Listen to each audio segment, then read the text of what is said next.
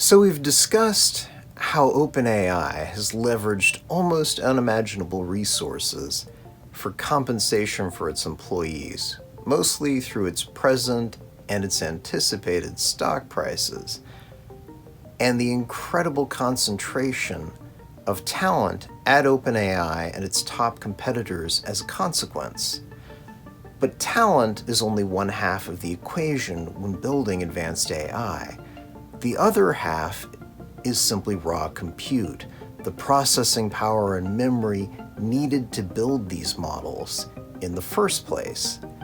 The specific abilities of any particular model and when they emerge are a bit unpredictable, but one thing researchers have found as an unshakable rule so far is that the more compute you use in training your model, the more effective it will become.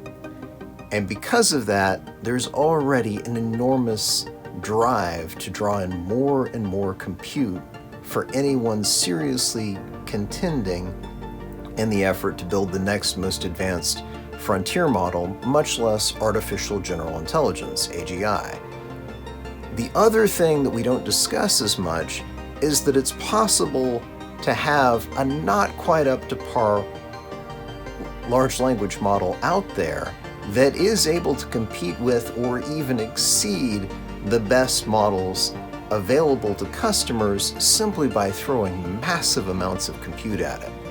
Just as an example, in the various methods, tree of thought and so forth, one of the fundamental things you can do is instead of generating one answer with your LLM in response to a query, it can generate, say, 5 or 10 and then select the best one. Now, if you're generating 5 or 10 additional questions, that alone is 5 or 10 times as much compute, even before you count the discriminator that's deciding which of those answers is the best. And there are other things that you can do. Just briefly, when you're trying to eliminate errors in your LLM, one of the things you can do before submitting the answer is look at any hard facts reference. So, are there dates, mathematical equations that it's worked through, any hard numbers that you can look up and check? Have you generated any software on the fly that you could run a program to just check and make sure that that software actually works? There's a lot of things you can do that will make your LLM vastly more reliable and do much better answers, but it will just eat compute. And especially if you're doing this for free, that's really costly. Now, if you have a lot of customers who are paying and they aren't necessarily all using it to the full extent possible all the time, you may be able to compensate for some of that.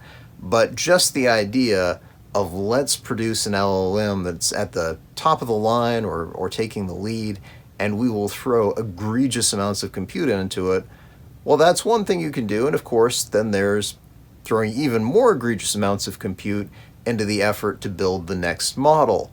But again, we've been over this, but there was a time back before AlphaFold went public in 2018 when people generally realized in the field that AI was a lot more promising and a lot more significant than most people realized. And at that point, you could take, if you were Google, a little bit of the compute devoted to, say, streaming cat videos and some blue sky projects that were going nowhere and move it over to your AI research, and just, if you needed to increase your compute tenfold or even 100-fold over a couple of years, there was excess compute to be found, but that was mainly because what we were devoting to AI at that point was so small.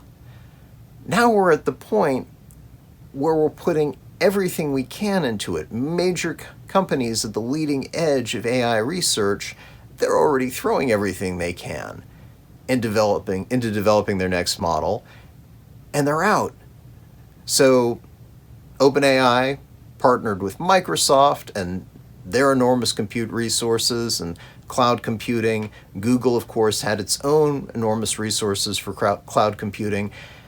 All of the big contenders out there have essentially used that up, anything else that's available on the cloud, if it's not being used by the company providing it, there's probably a bit of a bidding war for that level of compute for other people working on AI projects.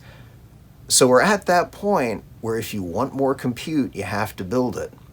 Now, last year in November, we started hearing all about Rain, the company that Sam Altman had made a partnership deal with. They would actually use their neuromorphic chips at OpenAI once they hit certain benchmarks, which is reasonable, and how he'd been seeking funds in the Middle East to develop more chips and produce them presumably for OpenAI. And more recently this year, of course, we've heard about Sam Altman, per the Wall Street Journal, seeking $5 to $7 trillion in investment, essentially into the development of computing power. It's not entirely clear, maybe he's also looking at other aspects of the infrastructure to support this, but $5 to $7 trillion aimed at producing the compute actually seems reasonable if you anticipate increasing the amount of compute being put into these models 10 or 100-fold over the next few years, and if you also expect massive amounts of compute to be used for ordinary customers. With all of the furor over Sora AI, certain other things coming out like Apple Pro and their virtual reality goggles, people haven't quite worked through.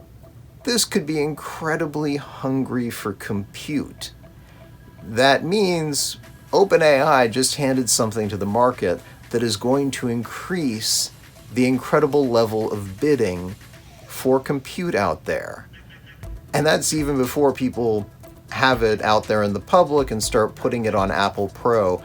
That's suddenly become the benchmark of what everyone can do. Sora, if you haven't seen that yet, that is the text to video that OpenAI has put out or shared that they have the capability to do this, where they can just offer a simple request, they want to see this particular video, and it will suddenly generate a 1-minute, high definition, extremely well realized video that looks really like something you would see in Hollywood in a lot of cases. And they don't require that Hollywood budget, but behind that, there's definitely a lot of compute involved. And we have to ask, if everyone can access Sora, even if they're paying, how much more compute will be poured into that? If we start doing this so that people can watch it on their VR goggles, how much more compute isn't there in that? If we start looking at things that are holographic, so many of these options just eat computing resources, and we haven't fully broken through to the realization that's a hard market to be facing. If you want to slow down your competitors and slow down bad actors, one thing you can do is make those AI chips in such incredibly high demand, it's hard for anyone to put together a massive amount of compute to develop their frontier model, much less their artificial general intelligence.